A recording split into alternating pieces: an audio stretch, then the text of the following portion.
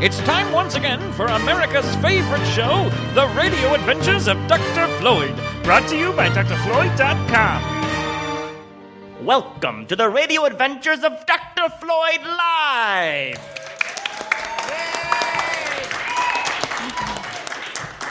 We begin this episode in the main entry hall of the Dr. Floyd Institute of Technology, where we find Dr. Floyd coming in the front door with Dr. Grant and Chips close behind, struggling with a large Christmas tree. Okay, be careful, you two. We don't want to damage any branches. Oh, we are being careful, Dr. Floyd, but you better pick a place to set this down, and quick. This thing is heavy. Okay, just give me a second to move this chair here. Oh, how are you doing back there, Dr. Grant? Ooh. Sap! Lots of sap! Oh, hurry, Dr. Floyd! Okay. Come put it down over here, and now stand it up. Ooh. There. Golly, that sure is a big tree, Dr. Floyd. It sure is. Biggest one in all of Saddle River. Well, if you're going to celebrate the season, you might as well celebrate it big, I always say.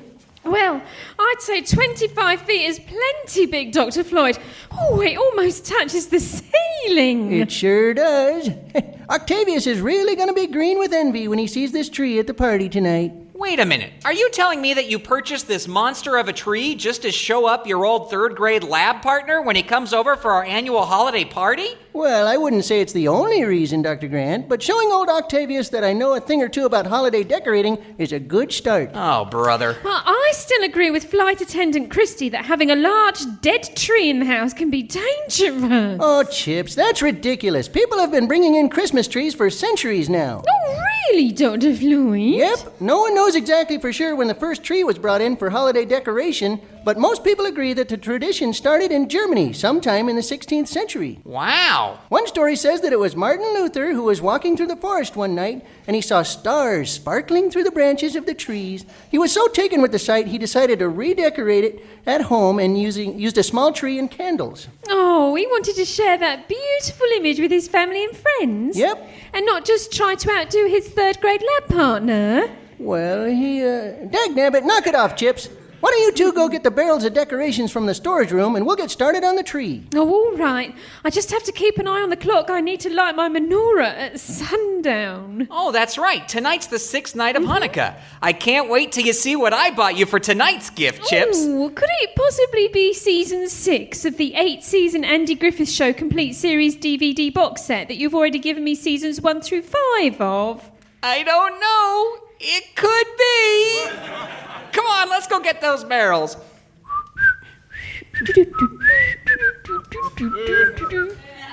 As Dr. Grant and Chips go off to get the holiday decorations for the tree, let's turn our attention to the frozen north.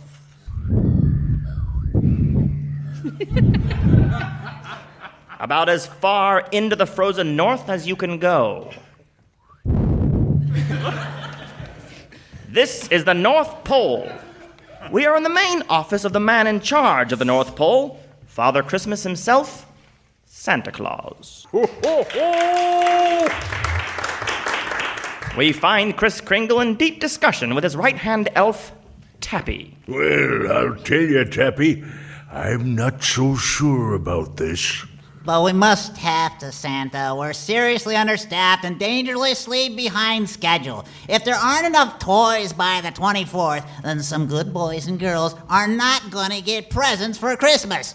But taking out elf wanted ads? It's worked, though. We already have 2 responses. Would you like to meet the applicants? Oh, I guess. All right, we need all the help we can get, I suppose. Please. Oh, Yes, there sir. it is. I thought it was broke again. Yes, sir. Miss Boysenberry, would you please send in the applicants? Yes, sir. All right, come right in. And what are your names? Oh, good day there, Santa. My name is Dr. Steve, and this is my sock-shaped elf buddy, Fidget. Oh, Dr. Stephen Fidget. Why do those names sound familiar? I think I remember seeing them on one of my lists right here. A list? No. I'm sure that's not where it was. You probably heard of us because of our world-renowned toy fabricating abilities. Oh, you're experts at building toys, eh? Yes, sir. The very best. All right, then what's your WPM? WPM? Yeah, toys rep per minute. Oh, I'd say at least 80 or 90. Oh. 80 or 90 cheapers. That's more than Kinder Elf can do on a good day. Well, I can believe this little sock-shaped guy here, but aren't you a little tall to be an elf? I mean, you don't look like you could even fit inside a tree. Oh, that. Well, you see, Chris, can I call you Chris? My family lives in a redwood tree in Northern California, so we've got a little bit more room to grow. Us elves are kind of like goldfish in that respect. You know, we grow bigger if we have a bigger bowl. Right, Fidget? I see. Tappy, why don't you take Dr. Steve and little Fidget here over to the workshop and get them situated, okay? Yes, sir. Yes, sir. And oh, Tappy, keep your eye on them.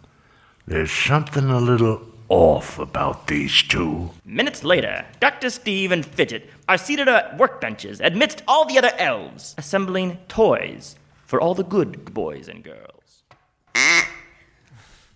Oh, there's a duck in here. That's great. This is perfect, Fidget. We're now employed in Santa's workshop and zoo, where we have unfettered access to all the presents in the world. All we have to do is get these elves to leave, and then all the toys will be mine. That's the easiest part, Fidget. Watch. Excuse me there, fellow worker elf. What's your name? Mortimer Elf. Mortimer Elf, eh? And how long have you been working here for Santa, Mortimer? Oh, for as far back as I can remember. Really? Well, that's a long time. And how many breaks do you get a day? Breaks? No, there's no breaks. We don't have time for breaks. We've got to get all these toys done. No time for breaks? Well, obviously you must get a bunch of vacation time then, right? Vacation? Oh, no. We don't get a vacation. We've got to make these toys for little boys and girls. No vacations and no breaks? Boy, oh boy. Well, you must be obviously very well paid. Paid? No. We don't get paid. Wait a minute. You're telling me that you work long hours making these toys with no breaks and no vacations and you don't get anything from it? Just the satisfaction of tons of smiling children's faces on Christmas morning. I see. And does that keep you warm on these long winter nights? No. And do you get any of the cookies or milk that the kiddies leave out for the big guy on Christmas Eve? No, we don't. Yeah, and some kids even leave carrots out for the reindeer, but nothing for the elves, eh? No! We never get nothing. That doesn't sound fair to me. Me neither. If I worked for someone like that, I'd probably go on strike. Yeah, I would too. But you do work for someone like that. I do? I do! That does it. I'm going on strike. Listen up, brother and sister elves! We are working so hard and getting none of the rewards! Our labor leads to the joy of children all around the world, right? Right! We spend all year working here, we never get any vacation, right? Right! And we never get any residuals for internet downloads! That's the wrong strike. Sorry. Anyway, I think it's time we showed the man that we're all sorts of upset and we're not gonna take it anymore. Who's with me? With that, the entire elven workforce pours out of the workshop and into the streets of Santa's village, leaving Dr. Steve and Fidget all alone. See how easy that was, Fidget? All right, you go back our ship up to the loading bay. I'll go get the forklift. Oh no! Dr. Steve has sent all of Santa's elves on strike so he can steal all the Christmas toys for himself. What does this mean for Christmas? Find out after a brief word from our sponsor. Okay, kids, it's time for the official Radio Adventures of Dr. Floyd Imagination Nation Rangers secret message, only for those members of the Dr. Floyd Imagination Nation. Get your Imagination Nation secret decoder ring and pencil and paper and ready. Here comes today's code. 13, 8, 15, 11, 1, 8, 14, 7, 4, 1, 18, 17, 6, 25, 7, 11, 1, 7, 26, 3, 23, 14, 18, 17, 8. And that was a message from Dr. Floyd himself to all his Imagination Rangers. You too can be Imagination Ranger and get your own glow-in-the-dark secret decoder ring by going to www.imaginationranger.com or by picking up an action kit at the souvenir stand in the lobby.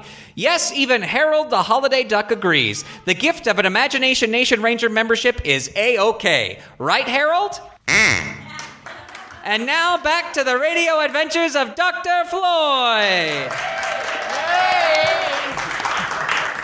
When we last left that sinister ne'er-do-well Dr. Steve, he'd plotted to steal all the toys for all the good girls and boys of the world by causing all of Santa's elves to go on strike. Hey, Tappy, what's going on out there? All the other elves are going on strike, Santa.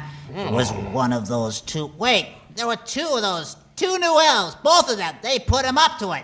You mean Dr. Steve and Fidget? Yes. Why, those two naughty nincompoops. Wait a minute, Tappy. That's where I recognize those names from. Where? The naughty list. Look, Dr. Steve's at the very tippity top of it. And Fidget walks the fine line between the very bottom of the naughty and nice list and the top of the nice list. Well, they've caused our entire workforce to walk out 2 weeks just before Christmas. What are we gonna do? Well, there's only one thing we can do. Bring me the telephone. As Tappy Elf runs to get the phone for Santa, let's zoom back to Saddle River City, where we find our hero, Dr. Floyd, along with Dr. Grant watching Chips, finishing up lighting the 6th candle of her menorah. Amen. Amen. Happy Hanukkah, Chips. Well, thank you, Dr. Grant. Hey, I've got some guilt. We should work up a quick game of dreidel before we go to the, Oops, that's my private line. Hold on a second. Hello? What? He did? We'll be right there. Oh, who was that? Santa Claus. Santa Claus? Yeah, apparently Dr. Steve and Fidget are at the North Pole causing trouble. We gotta go stop them. Oh, but Dr. Floyd, I've just finished lighting my menorah candles, and they've got to burn for at least half an hour according to tradition. And you know, it's never good to leave candles burning unattended. But you've got to come with us, Chips. I've got an idea. Ensign Prairie. Hip, hip, hip. Yes, sir, hip. Good idea, Dr. Grant. Ensign, could you keep an eye on Chip's menorah while we go stop Dr. Steve? Consider the candles watched, sir. Hip. Excellent, let's go. Dr. Floyd, how does Santa Claus have your private home phone number? We're old friends, Dr. Grant. Wait. You're old friends with Santa Claus? Yep, now let's go. Hold on. And being his old friend, do you have his phone number? Well, of course I do, Dr. Grant. Now, come on, we've got to... Oh, okay, but Dr. Floyd, you didn't tell him about that time a few weeks ago you caught me reading Spider-Man comics way past my bedtime, did you? Oh, brother, Dr. Grant, I don't need to tell him. He knows when you've been sleeping. He knows when you're awake and should be sleeping. Hello? Oh, no! Come on, we're wasting time. We have to go stop Dr. Steve. As Dr. Floyd, Dr. Grant, and Chips head to their ship to race off to the North Pole, let's catch up with Dr. Steve, who we find loading the last of the toys into the back of his ship. There we are. Now all the toys for all the good boys and girls are mine. I'm so evil. Why do I need all these presents? Well, I'll tell you, Fidget. In song. Oh, no. I want presents. Lots of presents just for me. All right. Hold it right there, Dr. Steve. Dr. Floyd, how did you find me here? I got a tip from an old pal. Oh, who's that? Me. Santa Claus. Yeah, I knew your name sounded familiar. It's been on the top of my naughty list for years now. Look, see? It's in indelible ink even. Yeah, and we've caught you red-handed trying to steal all the toys for all the good little boys and girls. No, I wasn't. Well, you got me, Floyd. I guess this means I'm getting nothing for Christmas, eh? No. I'm not as mean as that. No, everyone who celebrates Christmas gets at least a little something from Santa Claus. In fact, I'm going to let you pick out your own present. You are? Yes. Tappy, take Dr. Stevie here and let him pick out whatever he wants from the lump of coal pile. What? Curses, foiled again. Oh, well, come along, Fidget. Right this way. Well, that saves one problem for Santa. Yeah, but what am I going to do about the elf strike? Perhaps this'll help you, old friend. Yeah, a present? What? For me? Oh, well, let's see here.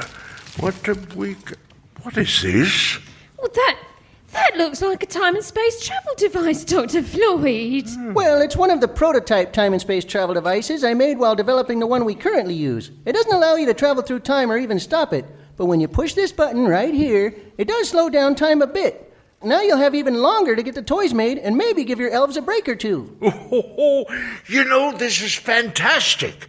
Oh, thank you. Thank you from the bottom of my heart, Floyd. Oh, anything for an old friend. Well, we better get back to Saddle River. Our guests will be arriving soon for the holiday party. All right. Take care, Floyd. I'll talk to you in January and we'll go play some bocce ball or something. Sounds great. I've been working on my volo, so you better prepare for a whooping. Well, we'll see, Floyd. And I hope you have a splendid Hanukkah, Chips. Oh, thank you very much, Mr. Claus, sir. And I'll see you later, Dr. Grant. Which reminds me, how have you been enjoying those Spidey-Man comic books lately? Just fine. Gotta go, Santa. Bye. Merry Christmas to all, and to all, what's that word? Oh, yes, good night. Our heroes are soon back in Saddle River, just in time for their guests to start arriving for their annual holiday party. And coming to the door now is none other than Dr. Floyd's third-grade lab partner. Presenting Dr. Octavius Tannenbaum. Hip. Well, Octavius, so nice to see you again. Oh, yes, it is. I know. Happy holidays, Floyd. I see you've got a bigger tree this year. Well, yes. How nice of you to notice. What is that, 25 feet? That's 26 feet with a star. Oh, that's impressive. My tree is only 24 feet this year. Oh, is that so? Well, I'm sure it's still a beautiful tree, Octavius, even at a tiny 24 feet. Oh, yes, it is. I think it's the 3-foot star on top that really sets it off, though. 3-foot star? Yes, that would be 27 feet, wouldn't it, Floyd? Well, I'm going to get some eggnog now. I'll see you later. 27 feet. Oh, Tannenbaum. And as Dr. Floyd ponders how he'll decorate for next year, we shall end this episode. What adventures are in store for our hero in the new year? What will Dr. Grant, who is currently in bed, trying hard to sleep, get for Christmas? And just how is Dr. Steve faring in a lump of coal pile at the North Pole? Say, Fidget, what do you think the going rate for a lump of unprocessed coal is on eBay anyway? Find out next time on the radio adventures of Dr. Floyd.